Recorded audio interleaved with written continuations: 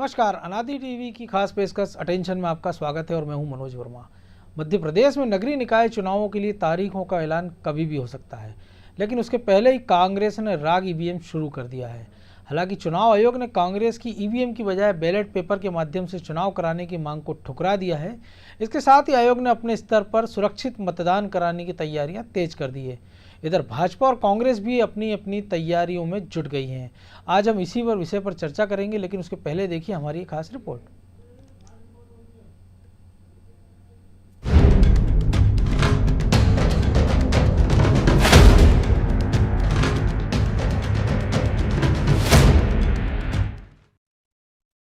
मध्य प्रदेश में एक बार फिर ईवीएम का जिन बाहर निकल आया है। 2018 में ईवीएम से हुए चुनावों के बाद जीत का स्वाद चखने वाली कांग्रेस अब उसी ईवीएम को शक की निगाह से देख रही है। कांग्रेस ने मांग की है कि मध्य प्रदेश में आगामी नगरीय निकाय चुनाव ईवीएम की बजाय बैलेट पेपर से कराया जाए, लेकिन कांग्रेस की इस याचिका को चुनाव आयोग ने ठुकरा दिया है और अब एमपी में निकाय चुनाव ईवीएम से ही होंगे। चुनाव आयोग के इस फैसले के बाद कांग्रेस ने सवाल उठाना शुरू कर दिया है। इतना ही नहीं, कांग्रेस के चुनाव आयोग प्रभारी जेपी धनोपिया ने तो चुनाव आयोग को ही निशाने पर ले लिया। धनोपिया ने चुनाव आयोग पर बीजेपी के इशारे पर काम करने का आरोप लगाया, साथ ही चुनाव के दौरान भारी गड़बड़ी की आशंका जताई है। लेकिन अभी मालूम पड़ा कि अधिसूचना जारी कर दी गई है राज्य निर्वाचन आयोग ने कि ईवीएम से ही चुनाव होंगे। इससे कहीं लगता है कि भारतीय जनता पार्टी के दबाव में ये लोग काम कर रहे हैं और ईवीएम से चुनाव होने के साथ साथ मतदान होने के साथ साथ दुर्भाग्यपूर्ण पहलू ये है कि ईवीएम का जो दूसरा हिस्सा होता है वीवीपैट मशीन, जिससे मतदाता को ये देखने को मिल जाता है कि उसका मत सही जगह गया है या नहीं गया है, वो मशीन नहीं जोड़ी जाएगी। इसको क्या माना जाए? कहीं ना कहीं भारतीय जनता पार्टी के इशारे पर राज्य निर्वाचन आयोग सहयोग कर रहा है और मतदान में कहीं ना कहीं बड़ा षड्यंत्र होने की संभावना है, जिसके संबंध में मध्य प्रदेश कांग्रेस कमेटी के डेलीगेशन राज्य निर्वाचन आयोग में जाएगा, अपनी मांग रखेगा, हम ज्ञापन देंगे। कांग्रेस के इन आरोपों के बाद बीजेपी कहां चुप बैठने वाली थी। बीजेपी प्रवक्ता रजनीश अग्रवाल ने भी कांग्रेस पर जमकर पलटवार किया और राहुल गांधी से लेकर कमलनाथ तक को कटघरे में खड़ा कर दिया। नहीं, कांग्रेस जब ईवीएम मशीन को लेकर भारत निर्वाचन आयोग चैलेंज देता है कि किसी ने इसको टेम्परिंग करके इसमें कोई हेर फेर करके दिखाना हो, साबित करना हो, तो आए दिखाए। तब कांग्रेस के इंजीनियर राहुल गांधी और इंजीनियर कमलनाथ जी कहाँ चले जाते हैं? गायब हो जाते हैं। और इनके जो विशेषज्ञ हैं, जो कपिल सिब्बल जी, जो लंदन में जाकर प्रेस कॉन्फ्रेंस करते हैं, वो गायब हो जाते हैं। और आज भी सुप्रीम कोर्ट के निर्णय भी, उसके पहले भारत निर्वाचन आयोग के निर्णय भी सामने हैं। तो हारती कांग्रेस केवल बहाना खोजती है, अपने नेतृत्व में, अपनी नीतियों में, अपनी सोच में, समझ में ये दोष नहीं देती, केवल और केवल ईवीएम मशीन पर दोष मढ़ती है। सच्चाई जनता जानती है। इन आरोप और प्रत्यारोप के बीच मध्य प्रदेश चुनाव आयोग ने नगरीय निकाय चुनाव की तैयारी पूरी कर ली है। 25 दिसंबर के बाद चुनाव की तारीखों का ऐलान कभी भी हो सकता है। 344 निकायों में वोटिंग 2 फेज में होगी। पहली बार पार्षद प्रत्याशियों के लिए चुनाव खर्च की सीमा तय कर दी गई है। पार्षदों को अपने चुनाव खर्च की डिटेल भी बतानी होगी। निकाय चुनाव में आबादी के हिसाब से खर्च की अलग अलग सीमा तय की गई है। महानगर में पार्षद कैंडिडेट 8,75,000 रुपए तक खर्च कर सकेंगे, जबकि नगर पंचायत चुनाव में खर्च की लिमिट 75,000 रुपए तक की गई है। चुनाव आयोग की मंशा 30 जनवरी तक नतीजे घोषित करने की है, क्योंकि निकाय चुनाव के बाद पंचायत के चुनाव भी करवाने हैं। आयोग पंचायत चुनाव 3 फेज में कराने की तैयारी में है। फरवरी से अप्रैल के बीच में पंचायत चुनाव हो सकते हैं। कोरोना संक्रमण के चलते पोलिंग बूथ पर वोटर की मैक्सिमम लिमिट 1000 तय की गई है। इस वजह से प्रदेश में 2387 पोलिंग बूथ बढ़ गए हैं। निकाय चुनाव में पहली बार ऑफलाइन के अलावा ऑनलाइन नॉमिनेशन फॉर्म जमा कराने की सुविधा दी जाएगी। एमपी ऑनलाइन पर नॉमिनेशन किया जा सकेगा। फॉर्म जमा करने की फीस 40 रुपए तय की गई है। पार्षद के चुनाव में धनबल का उपयोग रोकने के लिए चुनाव आयोग ने खर्च की लिमिट तय करने के साथ खर्च का ब्यौरा बताने के नियम बना दिए हैं। चुनाव की तारीख से 30 दिन के अंदर प्रत्याशी या उसके एजेंट को खर्च की डिटेल देनी होगी। गलत जानकारी दी तो चुनाव रद्द करने के साथ कैंडिडेट को अयोग्य भी घोषित किया जा सकता है।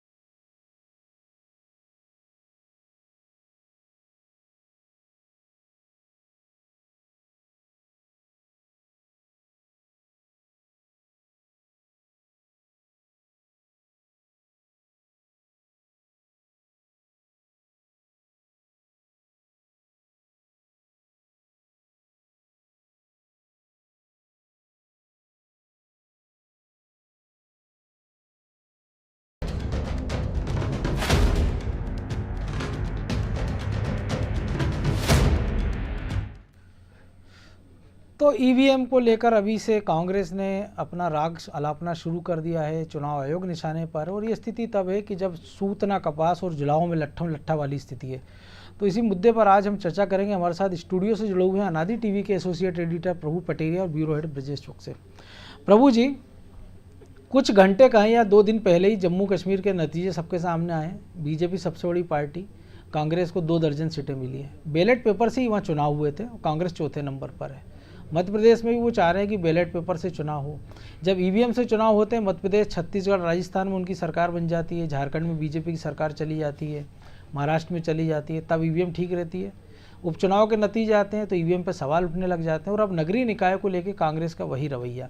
तो आपको लगता है कि कई बार ऐसा लगता है कि कांग्रेस पहले शुरुआत से ये बताने लग जाती है कि अगर वो हार होगी तो वो ईवीएम के कारण होगी, अगर बैलेट पेपर से होता तो वो शायद चुनाव जीत जाते। तो इसको किस नज़रिए से देखा जाए, और इसका मैसेज कार्यकर्ताओं उनके क्या जाता होगा, क्योंकि हर चुनाव की ये कहानी है, पहला चुनाव नहीं है ये, ना शायद आखिरी होगा।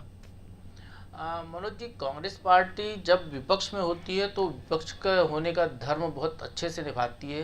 विपक्ष का धर्म है विरोध करना, हर मुद्दे का विरोध करना, तो वो चाहे अच्छा हो, जनहित का मामला हो, देश हित का मामला हो, हर मामले पर उनका जो विपक्ष का जो धर्म है विरोध करने का, तो वो विरोध करने का अपना धर्म को निभाते हैं, क्योंकि वो कहते हैं, मान के चलते हैं जनता ने उनको विरोध करने के लिए मैंडेट दिया है। जब उनको सरकार चलाने के लिए मैंडेट दिया जाता है तो उनकी बात कुछ और होती है, लेकिन जब विपक्ष में है तो वो विरोध करना ही उनका एक फर्ज है, जिसको वो पूरी ईमानदारी से पालन करते हैं। कम से कम सत्ता में रहें तो सरकार चलाने में ईमानदारी ना दिखाते हो, लेकिन इस मामले में विरोध करने में कोई कोताही नहीं बरतते, पूरी ईमानदारी दिखाते हैं। ये कांग्रेस के लिए इसकी तारीफ करनी होगी इस पार्टी की। अब रही बात इस चुनाव की, तो ये जो चुनाव आयोग को कांग्रेस ने जो चिट्ठी लिखी थी कि ईवीएम से चुनाव ना कराया जाए, ये चिट्ठी उन्होंने तब क्यों नहीं लिखी थी जब वो मध्य प्रदेश के चुनाव को अप्रत्यक्ष प्रणाली से कराना चाह रहे थे। बिल्कुल, उस समय तो उनको कोई एतराज नहीं था। वो चुनाव को अप्रत्यक्ष प्रणाली से कराना इसलिए चाह रहे थे कि जब आज से हम 2 साल पहले की स्थिति में बात करें मनोज जी, आज से बिल्कुल 2 साल पहले उनको ये लग गया था कि नगरीय निकाय के चुनाव होंगे। भले प्रदेश में कांग्रेस की सरकार है, लेकिन नगरीय निकाय के चुनाव यदि प्रत्यक्ष प्रणाली से होते हैं तो कांग्रेस का निकायों पर कब्जा नहीं हो पाएगा। ये कांग्रेस का चाहे सर्वे हो, जो कमलनाथ जी सर्वे के माहिर हैं, बहुत सारे सर्वे कराते हैं, तो उनके सर्वे की रिपोर्ट हो, या उनका अपने एक अंदर पार्टी का आकलन हो, या जो लगातार पराजय उनको मिलती रही है नगरीय निकायों में। क्योंकि हम यदि पिछली बार कहें तो नगर निगमों में जो 16 नगर निगम है, उसमें तो कांग्रेस कहीं पर भी महापौर नहीं जिता पाई थी, सब भारतीय जनता पार्टी को चले गए थे। तो हो सकता है कि वो एक अनुभव जिसकी वजह से उन्होंने ये निर्णय लिया हो कि प्रत्यक्ष प्रणाली से चुनाव कराने चाहिए, और भोपाल जैसे नगर निगम को 2 भागों में बांटने का उन्होंने निर्णय लिया था। ऐसे बहुत सारे वो काम कराने चाह रहे थे जिससे येन केन प्रकारेण कांग्रेस नगरीय निकायों पे कब्जा कर ले। बिल्कुल, लेकिन दुर्भाग्य कहें या सौभाग्य कहें प्रदेश का कि सरकार चली गई, और फिर पुरानी पद्धति जो प्रत्यक्ष प्रणाली है उससे चुनाव होने लगे। और हमने ये देखा है मनोज जी, आपने भी देखा होगा, जनता भी इस बात को बहुत अच्छे से जानती है कि अप्रत्यक्ष प्रणाली से जब चुनाव होते थे तो किस तरीके की खरीद फरोख्त होती थी, किस तरीके की धींगा मस्तियाँ होती थी। छत्तीसगढ़ इसका ताज़ा उदाहरण है कि जहाँ पर प्रत्यक्ष प्रणाली से उन्हें चुनाव कराए, तो आप ये देखिए कि जहाँ पार्षदों का बहुमत भाजपा का ज्यादा था, वहाँ पर भी कांग्रेस का अध्यक्ष चुन लिया गया। और राजस्थान में भी हमने देखा, हाँ। वहाँ के पार्षदों को पचमढ़ी में लाके रखा गया पचमढ़ी था। में लाकर रखा। तो ये जो अब निचले लेवल का जो चुनाव है, जनता से सीधे जुड़े हुए जनप्रतिनिधि, हम ये कहें कि विधायक जो है वो कानून बनाता है विधानसभा में बैठ के, वो जनता की नाली, सड़क, बिजली, रोज की जो परेशानी है उसका समाधान करने के लिए रोज रोज नहीं आता है। बिल्कुल। लेकिन पार्षद वो व्यक्ति होता है जनता से रोज जुड़ा होता है, उसको सुबह नमस्कार चमत्कार जनता करती है वो करता है, और कोई भी समस्या हो आदमी उसके घर फ़ोन लगा लेगा, फ़ोन नहीं सुनेगा तो सुबह से उसे घर पे हाजिरी लगा देगा, अपने काम करा लेगा। तो ऐसी व्यवस्था जहाँ सीधे जनता से जुड़ा हुआ नेता है, जो वास्तविक जनप्रतिनिधि हम कहें तो वो वही है पार्षद। तो उसके चुनाव में आप ऐसी धांधली करके खरीद फरोख्त तो लेन देन की व्यवस्था करने जा रहे थे, वहाँ पर वो व्यवस्था नहीं हुई। तो अब आप ये लगा कि ईवीएम से चुनाव क्यों हो रहे हैं, प्रत्यक्ष प्रणाली से चुनाव के बाद अब वो कह रहे हैं कि बैलेट पेपर से चुनाव कराइए। तो मनोज जी, यदि कांग्रेस को इतना ही इलेक्ट्रॉनिक उपकरणों से परहेज है, जिस ईवीएम के सर्टिफाइड ईवीएम को उन्हें चुनाव आयोग ने चैलेंज दिया था कि कोई भी आकर इसको साबित कर दे कि इसमें टेम्परिंग की जा सकती है, तो आज तक कोई आया नहीं। लेकिन यदि कांग्रेस को इतना ही गैजेट से परहेज है तो कांग्रेस के नेता स्मार्टफोन क्यों रखते हैं, कांग्रेस के नेता ईमेल पर बात क्यों करते हैं, कांग्रेस के नेता उन गाड़ियों में क्यों चलते हैं जो हाईटेक हैं, फिर बैलगाड़ी में बैठकर पीसीसी जाएं, बिल्कुल बैलगाड़ी में बैठकर चुनाव प्रचार करें, उन तरीकों पे जाएं जिन तरीकों से कांग्रेस पहले आज से 100 साल पहले चलती थी। और दो पहलू और हैं, वो कहते हैं कि राजीव गांधी ने कंप्यूटर दिया, राजीव गांधी ने मोबाइल दिया। यूथ कांग्रेस के चुनाव वो उससे कराते हैं, ऑनलाइन करा रहे हैं। देखिए, यूथ कांग्रेस के चुनाव वो ऑनलाइन से करा रहे हैं अपने, चाहे राजस्थान में हो चाहे मध्य प्रदेश में हो।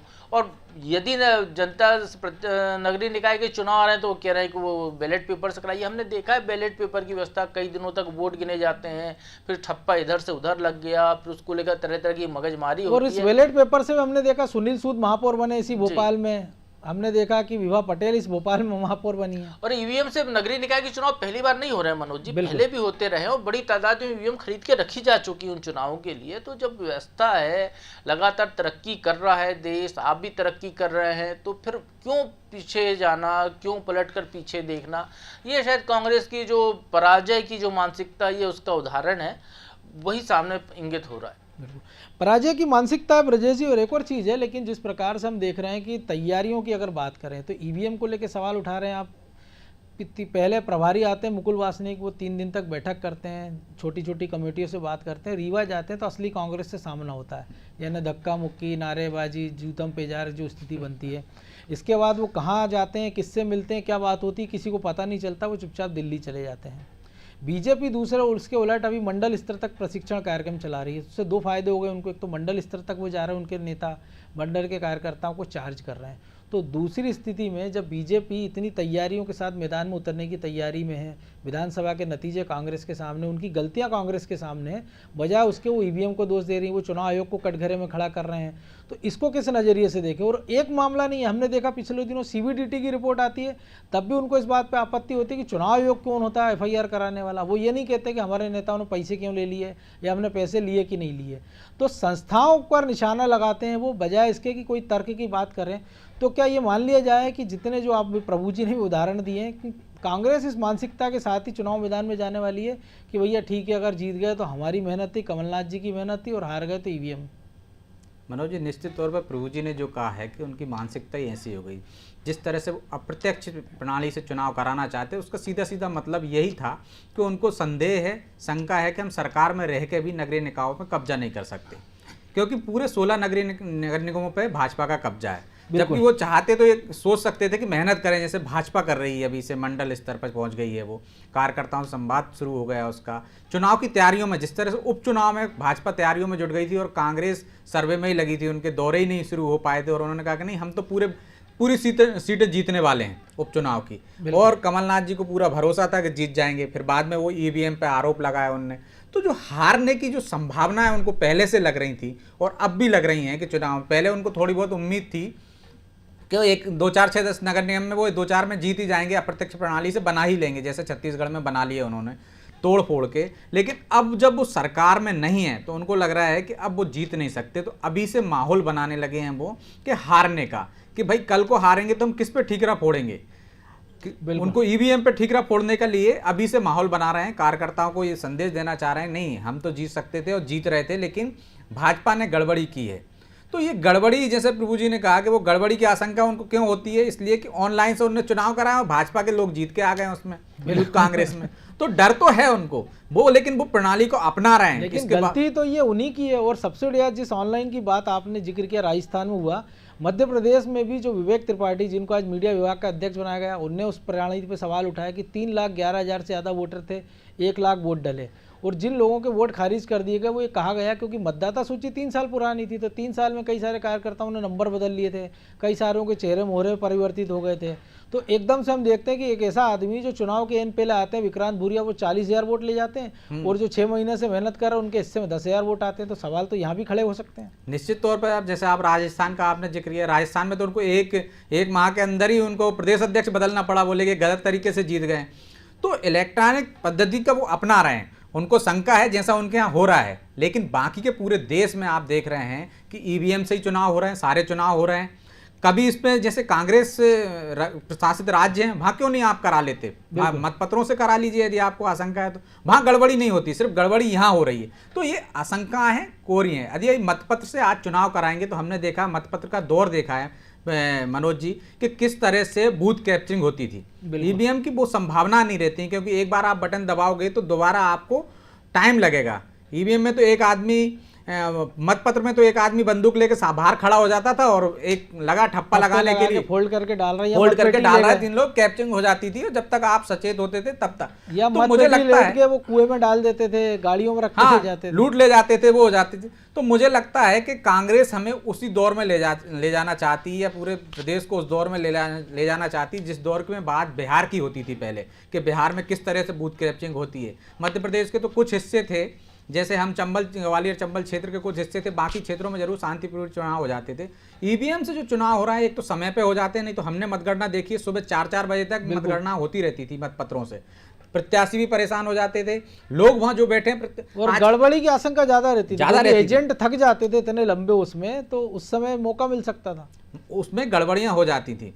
तो अब यदि कांग्रेस ये मांग कर रही, तो मुझे तो उनकी उस पर दया आ रही है कि यदि वो इस तरह से मतपत्रों से कराएगी तो ज़्यादा चांस हो जाएंगे। मुझे लगता है पूरी तरह से गड़बड़ी करेगी भाजपा और इनका मैदान साफ हो जाएगा। लेकिन उनको क्या है कि अभी से आशंका लग रही है कि हमें हारना ही है, तो इसलिए ईवीएम पे ठीकरा फोड़ रहे हैं, जो शुरू से फोड़ते हुए आए हैं वो।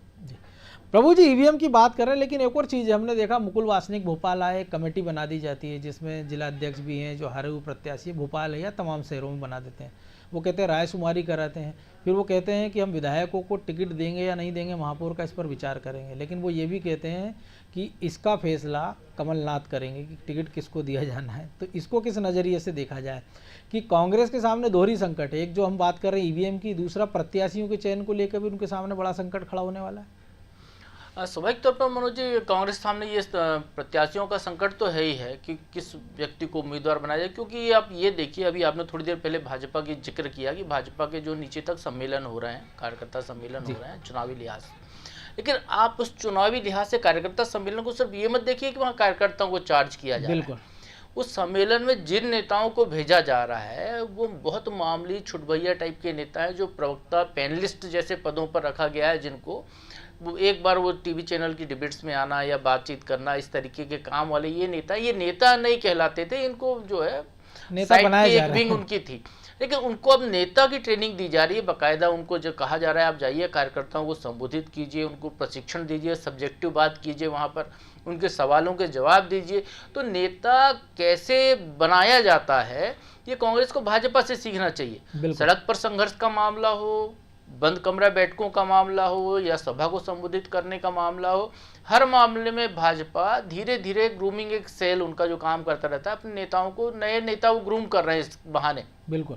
जो आज के पैनलिस्ट हैं वो कल को हो सकता है कि उनमें से कुछ हमको नगरीय निकायों में देखें, कुछ हो सकता है प्रदेश की उनकी कार्यकारिणी में देखें, आगे चलकर इनमें से कुछ हमको विधानसभा में बैठे दिखाई दे सकते हैं।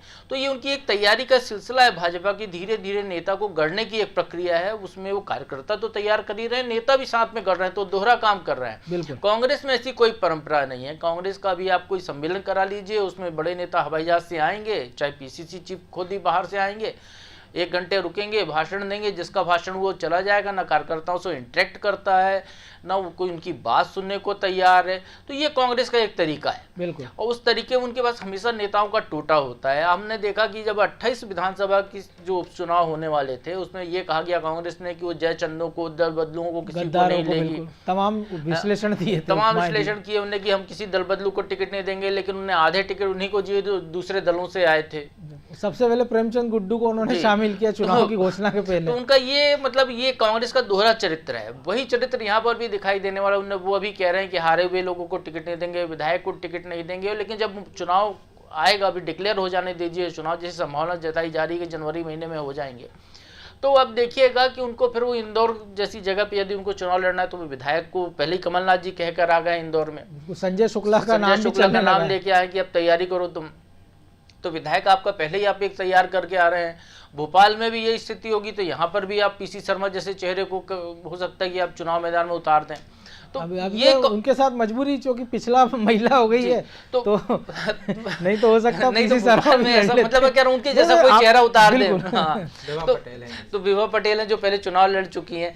तो इस तरीके का जो कांग्रेस का एक तरीका है कि उनके पास कहते कुछ और हैं, जब वो चुनाव मैदान में आने की बात होती है तो उनके पास नेताओं का अकाल पड़ जाता है, तो फिर जो है सामने उन्हीं में से वो लेते हैं, क्योंकि वहाँ पर कोई ऐसा नेताओं को तैयार करने का कोई ऐसा उपक्रम नहीं चलता है लगातार कि वो अपनी नई एक पौध तैयार करें जिसको खड़ा करें, या उनको इतनी स्वतंत्रता दें कि वो यदि पार्षद चुनाव लड़ना है तो अपने क्षेत्र में इतने सक्रिय रह सकें लोग। तो उस तरीके का कांग्रेस में कुछ है नहीं, क्योंकि छत्रवाद की पार्टी रही है। हालांकि अब थोड़ा सा कम हुआ सिंधिया जी के भाजपा में आने के बाद, एक धड़ा उनका कम हो गया है, लेकिन उसके बावजूद वो स्थितियां बरकरार हैं। तो इसमें कांग्रेस में ये जो नेता जो कह रहे हैं, हम तो मतलब पीसीसी चीफ भी यदि कह रहे हैं कि हम विधायक को टिकट नहीं देंगे, तो खुद नाम लेकर आए हैं विधायक का, तो आप इससे अंदाजा लगा लीजिए कि कांग्रेस में कोई पैमाना ही नहीं होने वाला। टिकट उसी को मिलेगा जिसका कोई आका वहां पर टिकट बांटने वाली टीम में मौजूद है। ये हमने तो नेशनल लेवल पर देखा कि जब राहुल गांधी इंदौर आए थे विधानसभा चुनाव के ठीक पहले, वो कह रहे थे कि पैराशूट प्रत्याशियों को टिकट नहीं मिलेगा, और उसी समय वो तेंदुखेड़ा के बीजेपी विधायक संजय शर्मा को बीजेपी छुड़ाकर कांग्रेस में शामिल कर लेते हैं। तो ये उदाहरण भी हमने देखा है कि ऊपर से नीचे तक। तो ब्रजेश जी, प्रभु जी कह रहे हैं पट्टावाद की बात भी है कि नेताओं के चयन की बात भी है, और बीजेपी जिस प्रकार से नेताओं को गढ़ने की बात कर रही है, उन्होंने अपना पूरा सिस्टम बदल दिया है। प्रदेश अध्यक्ष से लेकर उन्होंने क्राइटेरिया बना दिया मंडल स्तर तक इस उम्र का है। हो सकता है कि ये हमको विधानसभा चुनाव के बाद अब ये इस चुनाव में देखने को मिले, क्योंकि विधानसभा चुनाव में तो मजबूरी ये थी कि सिंधिया समर्थकों को टिकट देना था, लेकिन नगरीय निकाय चुनाव में बीजेपी हो सकता है 15-16 नगरीय निकाय में कम से कम जो नगर पालिका है उनमें ऐसे चेहरों को चुनाव मैदान में उतारे जो एक नई लीडरशिप तैयार हो जाए। निश्चित तौर पे भाजपा जिस तरीके से आगे बढ़ रही है मनोज जी, उसमें हमें देखने को मिल रहा है कि वो नई लीडरशिप को उभार रही है। जैसे आप देख रहे हैं कि उनका प्रदेश अध्यक्ष युवा है, उनकी जो युवा टीम गठन करने की तैयारी चल रही है, हर दिशा में वो काम कर रहे हैं। उन्होंने युवा मोर्चा से लेकर मंडल तक में एक उम्र का क्राइटेरिया तय कर दिया है, तो वो यूथ लीडरशिप को आगे बढ़ाने के काम कर ही रहे हैं, जैसे भाजपा करती रहती है। लेकिन मध्य प्रदेश में हमने देखा है कि मध्य प्रदेश का संगठन उनका सबसे बेहतर संगठन, और सारे अच्छे प्रयोग यहीं से शुरू होते हैं।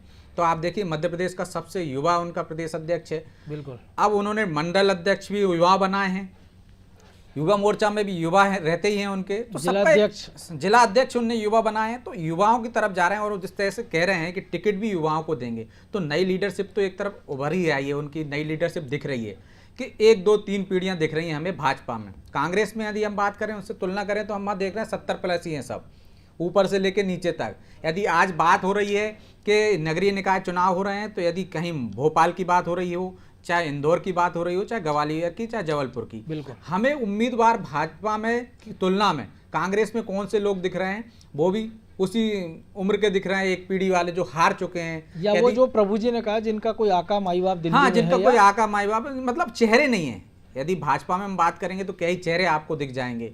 आप यदि सेकंड लीडरशिप देखेंगे भाजपा में तो दिख जाती है, थर्ड देखेंगे थर्ड लाइन दिख जाती है। कांग्रेस में आपको कहाँ दिखती है? कमलनाथ जी, दिग्विजय सिंह के बाद यदि आप बात करते हो तो उसके बाद मैदान साफ है। नहीं, जयवर्धन नकुलनाथ दिखते हैं, जयवर्धन नकुलनाथ दिखते हैं आपको। उनको बनाने की कोशिश की जा रही है कि एक नई पीढ़ी, एकदम गैप देखिए आप, एक 70 और इधर 40, तो मतलब एक लंबा गैप है, बीच का मैदान साफ है। यदि ये सक्सेस हो गए तो ठीक है, नीचे से युवा पीढ़ी, युवा जो आ रहे हैं मैदान में वो सक्सेस नहीं हो पा रहे हैं, जैसे जीतू पटवारी हो, उनको धकेल दिया गया पीछे, तो जो युवा लीडरशिप है, यदि राहुल गांधी ने जो फार्मूला अपनाया था कि हम नए युवाओं को लेकर आएंगे, चुनाव का फार्मूला, तो उस चुनाव की स्थिति देख लीजिए आप, मध्य प्रदेश में कौन जीतता है? विक्रांत भूरिया जीत रहे हैं।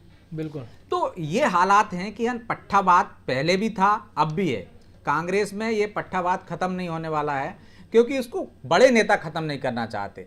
कमलनाथ जी अपने बेटे को आगे बढ़ाना चाहते हैं, दिग्विजय सिंह जी अपने बेटे को आगे बढ़ाना चाहते हैं, बढ़ा ही चुके हैं दोनों के।